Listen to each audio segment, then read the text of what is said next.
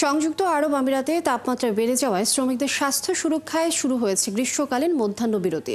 মানব সম্পদ ও এমিরেটাইজেশন মন্ত্রণালয় এক ঘোষণা জানিয়েছে, প্রতিদিন দুপুর 12টা 30 থেকে বিকেল 3টা পর্যন্ত শ্রমিকদের বাইরে রোদে কাজ করানো যাবে না। আইন না মানলে রয়েছে 50,000 দিরহাম জরিমানা। সহকর্মী লুৎফুর রহমানের তথ্য ও আমিনুল হকের ছবিতে বিস্তারিত। সিল্কোর সিল্ক অ্যান্ড শাইন, যাতে আছে আর্গান অয়েল ও ওট প্রোটিনের গুডনেস, যা আপনার চুলকে রাখে হেলদি অ্যান্ড শাইনিং। সংযুক্ত আরব আমিরাতে গ্রীষ্মকালীন বিরতি কার্যকর হচ্ছে।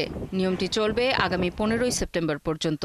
এই সিদ্ধান্তকে শ্রমিকদের হিটস্ট্রোক, পানিশূন্যতা এবং অন্যান্য স্বাস্থ্য ঝুঁকি থেকে রক্ষায় একটি গুরুত্বপূর্ণ পদক্ষেপ হিসেবে দেখছে কর্তৃপক্ষ।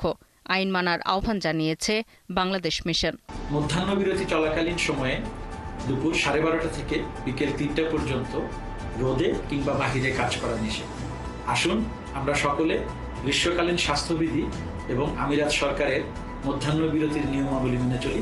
টানা 3 মাস শ্রমিকদের জন্য ছায়াযুক্ত ও ঠান্ডা বিশ্রাম স্থান, ঠান্ডা পানি ও oral saline, first aid kit, নিরাপদ ও স্বাস্থ্যসম্মত পরিবেশ নিশ্চিত করতে বলেছে আমিরাত সরকার। 3 ঘন্টার যে ছুটি দেওয়া হয়েছে, এই 3 ঘন্টার একটা রেস্টের কারণে আমরা 3 ঘন্টার পরবর্তী সময়ে কাজ করতে গেলে আমাদের কাজের এনার্জিও বাড়তেছে।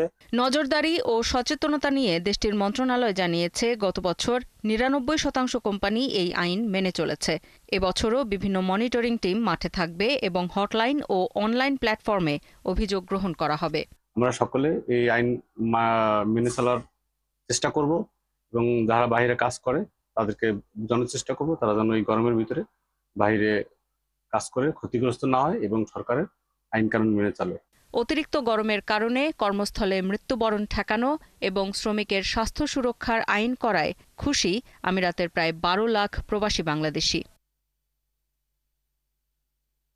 আফসানা শাওন, 71।